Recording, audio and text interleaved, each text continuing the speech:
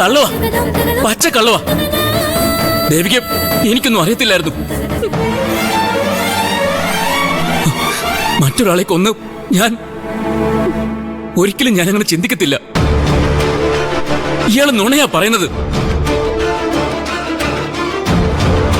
ഇനി അങ്ങനല്ല പറയാൻ പറ്റൂ. സത്യവും ധർമ്മവും നീതിയും വിടാതെ ഒരു സന്യാസിയെ പോലെ ജീവിക്കുന്ന ആളാ ഞാൻ ഒരിക്കലും നുണ പറയില്ല.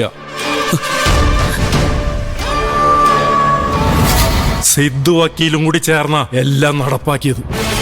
ദേവിക, അല്ല, ഒരിക്കലും അല്ല. ദേവിക, എനിക്കറിയത്തില്ലായിരുന്നു.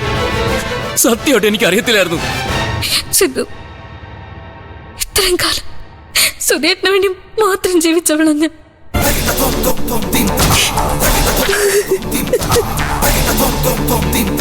ഞാൻ കാരണം പലരും ബുദ്ധിമുട്ടുന്നത് കണ്ടപ്പോഴാണ് ഞാൻ ഈ കല്യാണത്തിന് വേണ്ടി സമ്മതിച്ചത്. സുധേട്ടന്റെ ഹൃദയം സിദ്ധുവിന്റെ ഉള്ളിലുണ്ടല്ലോ എന്നുള്ളൊരു ആശ്വാസം ഉണ്ടായിരുന്നു എനിക്ക്. അതിപ്പോ പോയി.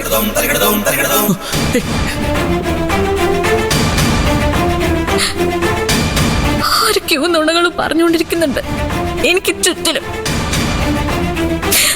അത് വക്കീലാണോ സ്വാമിയാണോ എനിക്കൊന്നും അറിയില്ല. എല്ലാം ഒന്ന് കലങ്ങി തെളിയട്ടെ. സത്യം പറയുന്നത് ആര്, നുണ പറയുന്ന ആര് ഇല്ലെന്ന് പുറത്തു വരട്ടെ. അതിനുശേഷം മതി കല്യാണം.